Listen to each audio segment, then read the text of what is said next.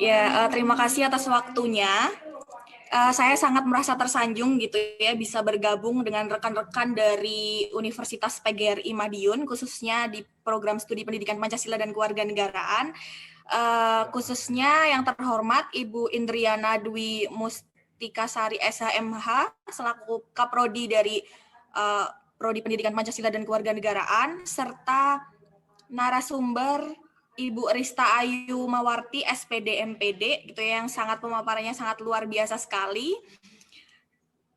Juga rekan saya Ibu Yuni, kemudian saya banyak ya rekan-rekan di Universitas PGRI Madiun ini, khususnya di pendidikan Pancasila dan Kewarganegaraan, ada Ibu Yuni, ada Pak Yoga dan sebagainya. Terima kasih telah memberikan kesempatan untuk juga sharing. Saya sebut ini sharing ya karena saya merasa juga belum apa-apa gitu ya, belum apa-apa. Saya hanya sharing saja mengenai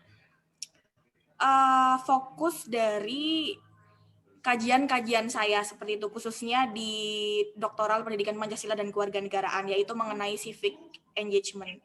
Sebelumnya saya izin share screen, Ibu Yuni. Baik, silakan Ibu.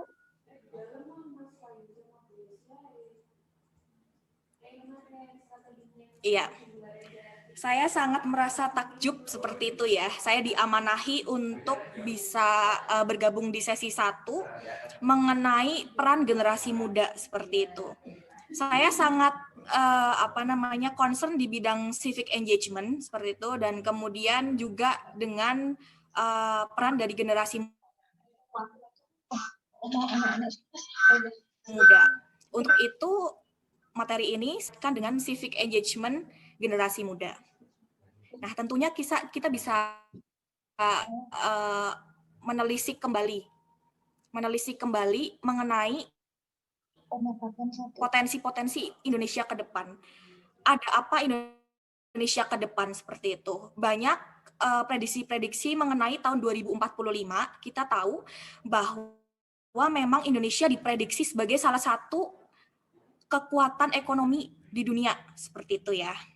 Wah, ini sangat bisa kita aminkan seperti itu ya. Tapi apakah mungkin prediksi ini akan menjadi kenyataan? Kemudian apa yang harus kita lakukan seperti itu ya untuk bisa menjadikan ini benar-benar menjadi kenyataan seperti itu.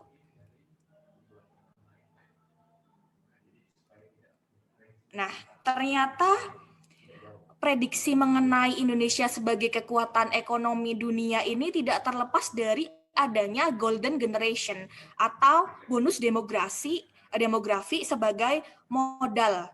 Bonus demografinya berupa apa? Oh, ternyata berupa usia produktif gitu. Usia produktif. Berbeda dengan negara-negara lain, misalnya negara-negara Jepang yang malah diprediksi tahun 2045 mengalami umur-umur usia yang sudah tidak produktif lagi itu banyak dan usia produktifnya malah langka seperti itu ya. Kita diprediksi untuk berpotensi memiliki usia produktif itu lebih banyak dibandingkan dengan usia-usia yang tidak produktif lagi. Kemudian apakah ini justru menjadi tantangan atau ini bisa menjadi berkah atau ini menjadi musibah seperti itu. Nah, tentunya apa yang akan terjadi beberapa puluh tahun ke depan itu merupakan tanggung jawab kita semua untuk bisa mewujudkan itu seperti itu. Nah, di 70% angkatan kerja ini bisa menjadi berkah apabila angkatan-angkatan kerja atau generasi muda ini menjadi generasi yang berkualitas.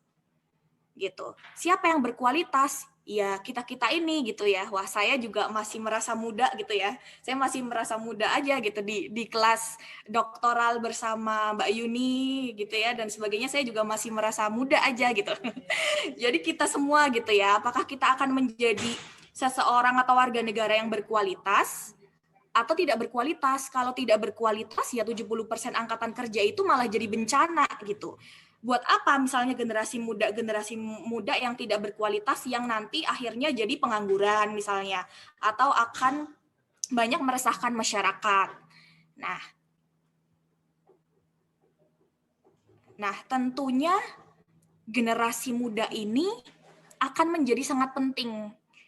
Saya yakin di sini banyak rekan-rekan adik-adik mahasiswa gitu ya, adik-adik mahasiswa, kemudian juga mungkin pesertanya dari unsur pendidik dan sebagainya.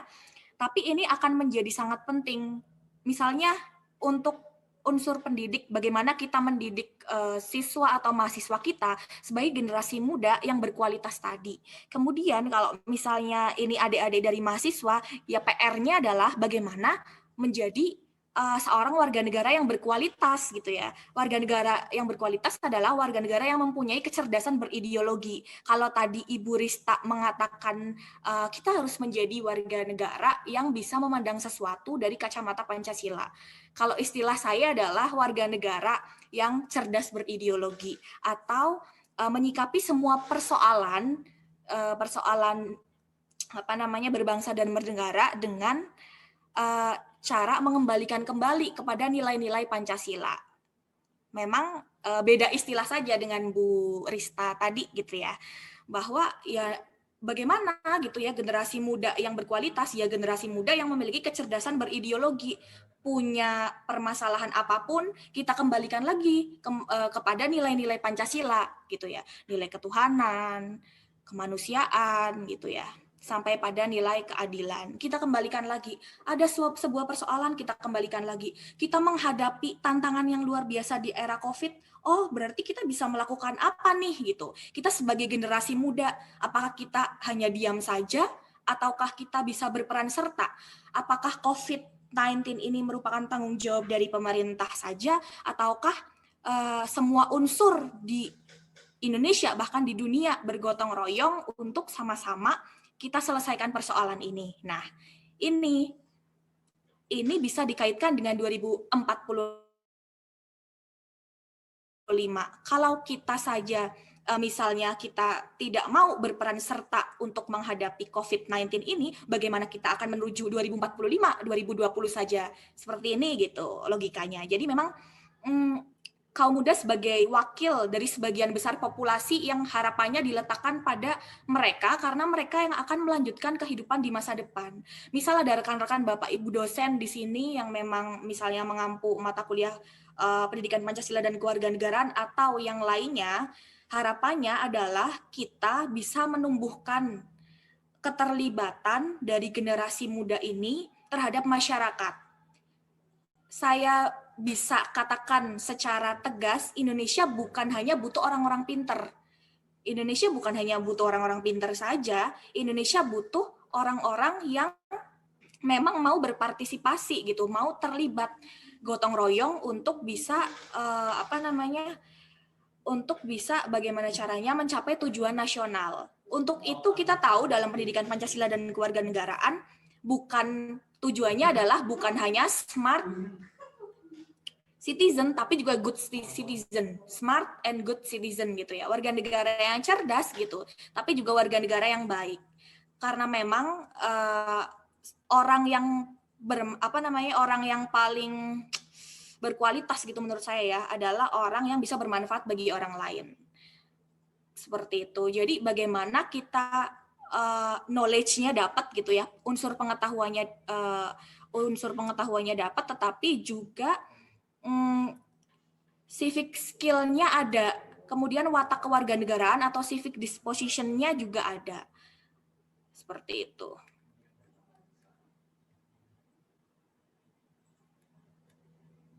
Oke, saya pengen juga interaksi dengan rekan-rekan mahasiswa di sini gitu ya.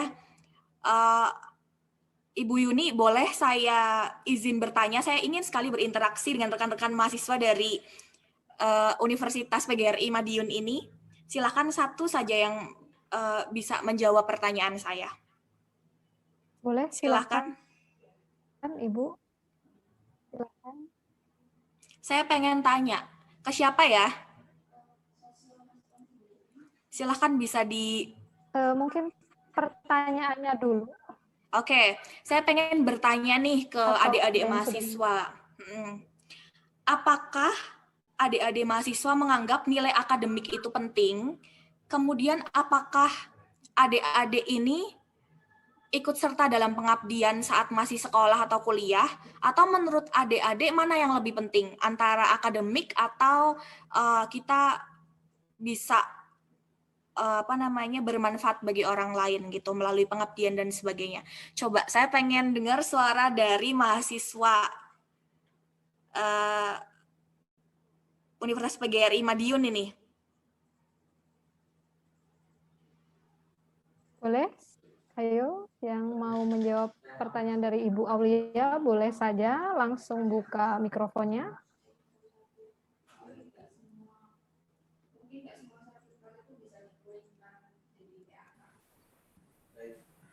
Oke, itu ada. Baik, silahkan Saudara Rahmanian. Menurut saya nilai akademik itu juga penting. Iya. Oke, nilai akademik menurut Ade penting ya. Kemudian dengan siapa ini? Ade siapa? Rahmania. Rahmanian. Oke, Rahmania. Menurut Rahmania ini nilai akademik penting ya? Iya, oke. Penting. Kemudian kalau Rahmanian selama jadi mahasiswa, apakah pernah mengikuti pengabdian atau volunteer gitu bersama Bapak Ibu dosen atau dengan teman-teman? Pernah tidak, Rahmanian?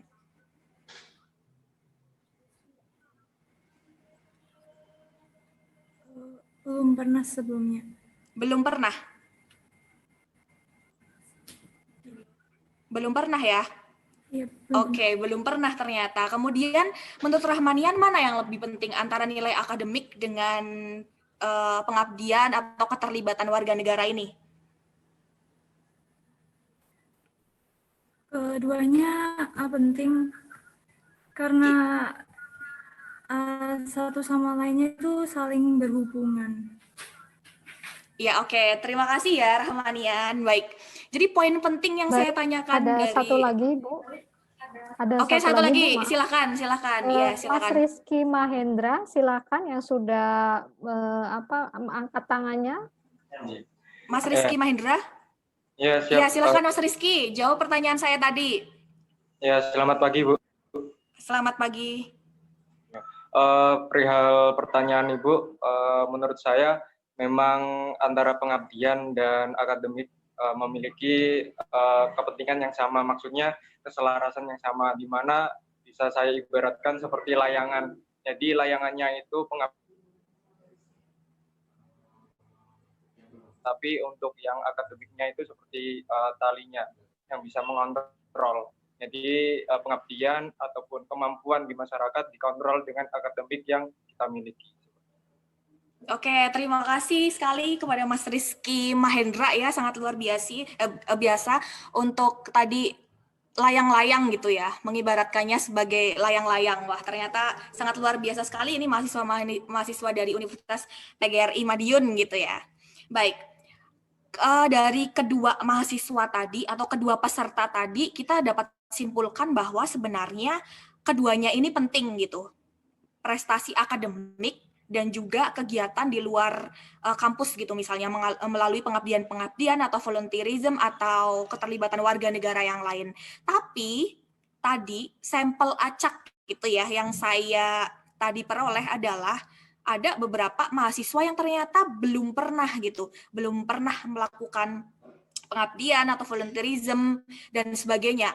Belum pernah atau juga belum sadar bahwa itu termasuk bentuk volunteerism.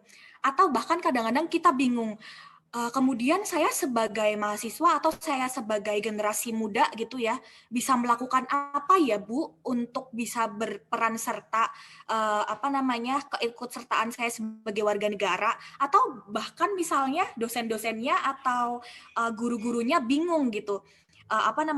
Bentuk-bentuk dari civic engagement ini apa sih gitu, jangan-jangan kita sendiri tidak paham dan nantinya akan kesulitan untuk merancang sebuah misalnya inovasi pembelajaran atau media pembelajaran atau model pembelajaran yang nanti akan menuju ke menumbuhkan civic engagement mahasiswa atau civic engagement dari generasi muda.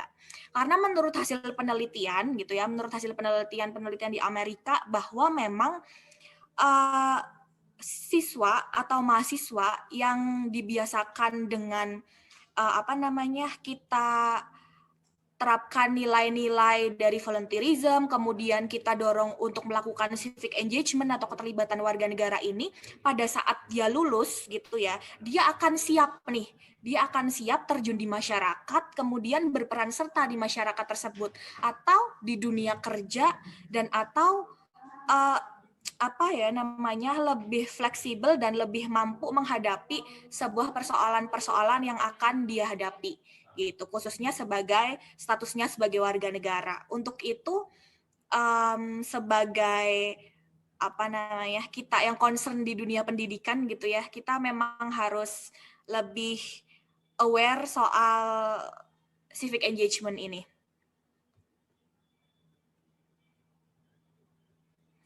Nah, kemudian ada 2 pilihan. Tadi juga Bu Rista sudah mengemukakan, demokrasi, demonstrasi gitu ya. Demonstrasi yang seperti apa sih gitu ya? Demonstrasi yang seperti apa? Apakah yang bakar-bakar kayu seperti ini gitu ya? Kita bisa memilih apakah kita akan bentuk keterlibatannya seperti ini atau seperti ini gitu ya, bagi-bagi masker. Ini disesuaikan dengan COVID-19 gitu ya. Nah, kita bisa pilih gitu. Kita bisa pilih yang mana yang kira-kira sesuai dengan nilai-nilai Indonesia gitu ya. Apakah kalau kita punya hak untuk ikut serta gitu ya, keikutsertaan sebagai warga negara, kemudian kita bisa seenaknya gitu ya, ya tentunya tidak gitu ya, tentunya tidak. Kita harus punya kecerdasan dalam berideologi gitu ya. Apakah kira-kira kalau kita melakukan sesuatu hal, apakah sesuai dengan nilai-nilai Pancasila gitu? Apakah kalau kita misalnya demonstrasi anarkis, merusak fasilitas umum dan sebagainya, apakah itu sesuai dengan nilai-nilai Pancasila?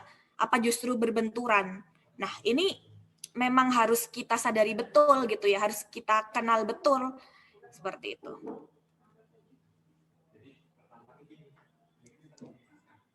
Civic engagement sendiri kan itu berupa keterlibatan warga negara gitu ya. Bagaimana kita bertindak atas dasar rasa dan tanggung jawab gitu terhadap suatu masyarakat atau terhadap suatu komunitas. Civic engagement ini sendiri gitu ya, bisa sebagai cara mendidik diri sendiri, mempersiapkan diri sendiri untuk sebuah permasalahan-permasalahan yang lebih besar di masyarakat nanti. Untuk itu saya tekankan dalam proses pembelajaran gitu ya, untuk proses pembelajaran, entah dari pendidik dari bidang PPKN atau di semua bidang, tentunya harus menekankan keterlibatan dari mahasiswa untuk setidaknya untuk belajar, mempersiapkan dia saat dia lulus gitu, saat dia lulus dari universitas atau nanti lulus dari sekolah seperti itu. Kemudian yang kedua adalah warga negara ini bisa menggunakan sumber daya SDM dia, kemudian bakat dia, kemudian kemampuan dia untuk diberikan kepada orang lain dalam bentuk keterlibatan sebagai warga negara seperti itu. Misalnya nih, kita sesuaikan di era pandemi gitu ya, sebagai mahasiswa, ternyata punya sumber daya nih gitu, mahasiswa kita dalam sebuah organisasi mahasiswa misalnya, kita punya sumber dayanya apa? Mahasiswa, kita nggak punya uang misalnya, tapi kita punya tenaga, kita punya pengetahuan mengenai misalnya media sosial, kita lebih punya kemampuan teknologi, ya kemampuan-kemampuan tadi, sumber daya tadi digunakan gitu, misalnya dengan menggalang donasi melalui media sosial, karena ternyata di era globalisasi ini gitu ya, seperti yang dikemukakan tadi Bu Indriana gitu ya, di era globalisasi ini ternyata bukan civic engagement saja yang berkembang, tetapi sudah berkembang digital civic engagement. Jadi memang civic engagement yang memanfaatkan media gitu ya, media digital sebagai platform atau sebagai cara untuk terlibat dalam kehidupan berbangsa dan bernegara seperti itu. Nah, misalnya sumber daya tadi. Wah, saya gimana ya? Saya itu bingung mau melakukan apa gitu ya. Bingung mau melakukan apa. Kita kan di era COVID nggak boleh pergi-pergi, Bu, gitu misalnya. Kemudian bentuk keterlibatannya seperti apa, Bu, gitu. Kita misalnya bisa mengedukasi gitu ya, mengedukasi teman-teman kita mengenai misalnya bahaya dari COVID-19, kemudian klarifikasi mengenai hoax-hoax yang ada terkait COVID-19, edukasinya itu apa gitu ya. Tidak harus bertemu dengan orang lain, bisa dengan status-status di media sosial seperti itu. Jadi memang keterlibatan ini yang sebenarnya bisa kita lakukan kadang-kadang kita tuh bingung gitu. Kita tuh bingung padahal hal-hal itu sangat bermanfaat gitu ya, saat bermanfaat, tapi kadang kita bingung harus melakukan apa gitu. Kemudian yang selanjutnya adalah mengadvokasi perubahan positif gitu ya. Sebagai generasi muda, kita saja itu istilah yang sangat terkenal. Wah, mahasiswa sebagai agen of change, kemudian iron stock gitu ya. Wah, agen perubahan gitu ya. Dan kemudian pemimpin masa depan bangsa Indonesia. Nah, tentunya generasi muda ini yang lebih punya semangat yang lebih tinggi, tenaga yang lebih besar gitu, dan pengetahuan digital yang lebih baik gitu ya. Ini bisa digunakan untuk mencapai keperubahan lebih positif. Misalnya, oke, kita sudah mengalami tantangan gitu, tantangan yang begitu besar tentang COVID-19. Kemudian kita mengalami gitu ya, kita mengalami yang namanya nanti era new normal gitu ya. Ya bagaimana di era new normal itu kita bisa mencari hikmah ke perubahan-perubahan yang lebih positif seperti itu. Perubahan-perubahan yang lebih positif lewat civic engagement dari teman-teman sendiri gitu. Oke. Kemudian bagaimana sih gitu ya kita itu memiliki keterlibatan gitu sebagai warga negara seperti itu. Bisa kita melakukannya dengan individual volunteerism gitu ya. Misalnya kita memang semuanya berawal dari diri sendiri gitu ya, diri sendiri. Kita akan susah gitu ya merubah orang lain, tapi kita bisa mulai dari diri kita sendiri gitu. Misalnya dengan melakukan kegiatan-kegiatan secara individu tapi di sebuah komunitas gitu ya, di sebuah komunitas. Misalnya tadi edukasi-edukasi yang kita berikan kepada minimal keluarga kita, kemudian misalnya kepada teman-teman kita mengenai bahaya dari COVID-19. Ini kita itu seringkali merasa hal itu tidak penting, padahal informasi-informasi itu akan menjadi penting. Misalnya nih, adik-adik mahasiswa PGRI Madiun yang sekarang sedang learning from home gitu ya, kembali ke kampung masing-masing. Kadang-kadang gitu ya, kadang-kadang orang-orang di desa gitu ya, itu minim informasi gitu mengenai bagaimana sih seharusnya kita menyikapi COVID-19 gitu. Nah, adik-adik ini gitu ya, atau rekan-rekan ini bisa sebagai edukator gitu, mengedukasi misalnya kepada keluarga di kampung atau terhadap teman-teman gitu di sosial media. Ini loh seperti ini gitu. Bagaimana seharusnya kita menyikapi COVID-19 ini dengan kacamata Pancasila gitu ya, seperti kata Bu Rista Ayu tadi, seperti itu. Kemudian berawal dari keterlibatan secara individu, kita akan mengarah ke keterlibatan secara organisasi, seperti itu. Kita bisa join di komunitas-komunitas gitu ya, komunitas-komunitas dan sebagainya, karena saya beberapa waktu ini sedang meneliti mengenai civic engagement siswa di SMK Telkom Purwokerto gitu. Jadi bagaimana sih civic engagement siswa ini terkait dengan menghadapi COVID-19? Ternyata sangat beraneka ragam civic engagement yang mereka lakukan gitu. Bisa misalnya dalam sebuah organisasi. Kalau yang tadi individu ada yang hasil penelitian saya, ada siswa yang punya punya online shop gitu. Online shop secara pribadi, dia punya online shop, kemudian lewat online shop tadi dia campaign tentang COVID-19 lewat akun online shopnya tadi. Kemudian dia membuka donasi membuka donasi di akun online shop-nya tadi gitu kan. Itu partisipasi yang terus berkembang gitu, civic engagement yang terus berkembang. Kemudian ada juga yang bergabung gitu ya, bergabung di sebuah organisasi misalnya ya organisasi Karang Taruna gitu. Itu hal yang sederhana tapi tidak semua orang bisa melakukan itu gitu. Bergabung di sebuah komunitas gitu untuk misalnya ada tadi foto yang saya tampilkan juga bagi-bagi masker, kemudian di organisasi sekolah membuat suatu event yang mendukung mendukung untuk mematuhi aturan COVID-19 dan sebagainya. Kemudian sebenarnya civic engagement ini tidak terlepas dari atau tidak terbatas dari kemasyarakatan, tetapi juga termasuk di dalamnya adalah partisipasi dalam pemilihan umum gitu ya. Kemudian upaya untuk mengatasi masalah secara langsung, poin keempat. Ini bisa dilakukan dengan kita seringkali menghadapi berbagai persoalan-persoalan atau berbagai masalah di kehidupan sebagai warga negara. Tinggal pilihan kita untuk ikut serta, terlibat untuk menyelesaikan persoalan tersebut, bisa di desa-desa seperti itu ya, bisa di desa-desa, di lingkungan rumah, atau bahkan mengurung diri gitu.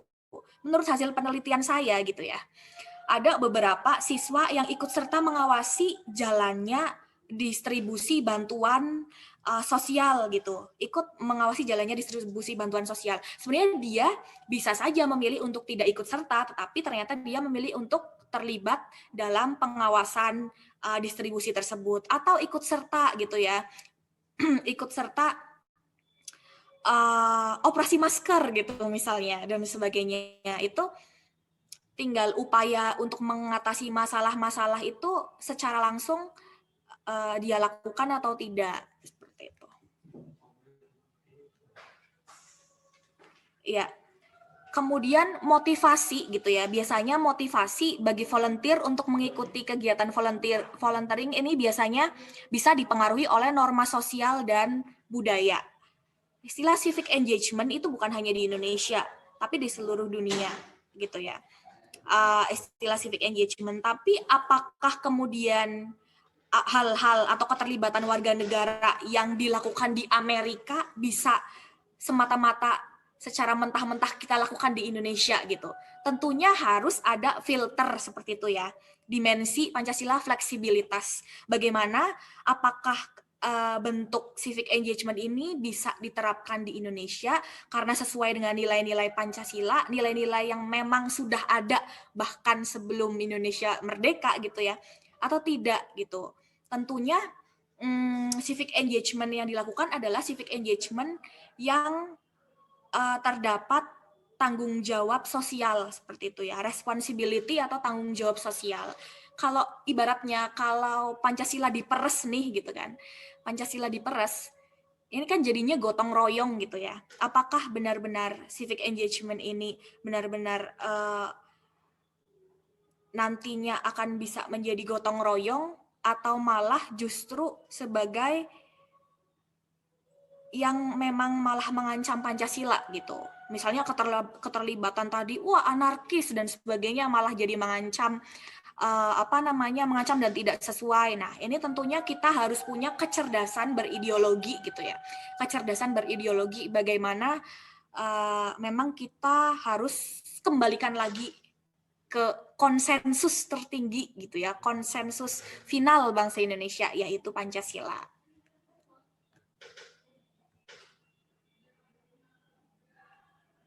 Iya, ini bentuk spesifik dari sikap dan tindakan menolong yang melibatkan komitmen jangka panjang, seperti itu. Memang sebuah volunteerism ini sangat erat kaitannya dengan civic engagement tadi ya. Nah, kalau misalnya di sini, saya yakin mahasiswa-mahasiswa di sini nantinya adalah calon guru, kemudian kalau misalnya ada rekan-rekan dosen dan sebagainya juga rekan-rekan dosen yang nantinya akan mendidik mahasiswa atau siswa kita menjadi smart and good citizen gitu ya.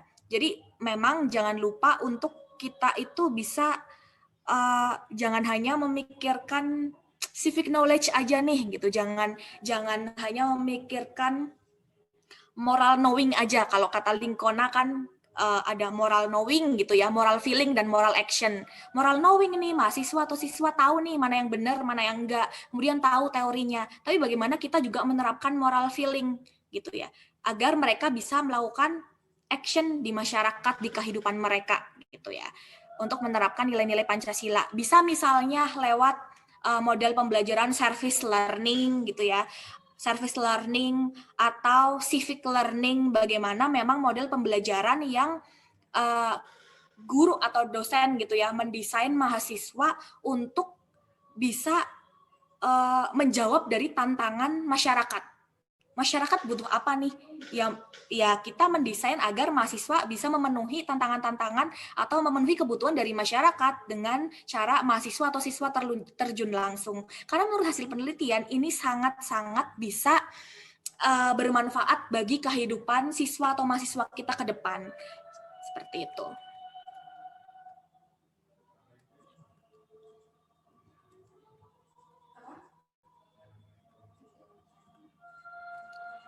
Oke, jadi saya teringat gitu ya, memang suatu komunitas kecil gitu ya, seorang antropolog Amerika gitu mengatakan suatu komunitas kecil yang bijaksana akan bisa mempengaruhi dunia. Apakah itu pernah terjadi? Ya, pernah terjadi. Untuk itu memang semuanya harus diawali dari diri kita sendiri gitu. Minimal bisa bermanfaat bagi diri kita sendiri, kemudian kita menyebarkan, membumikan value-value itu kepada orang lain gitu ya, lewat memang bidang kita masing-masing. Seperti itu Mbak Yuni, saya rasa terima kasih atas waktu yang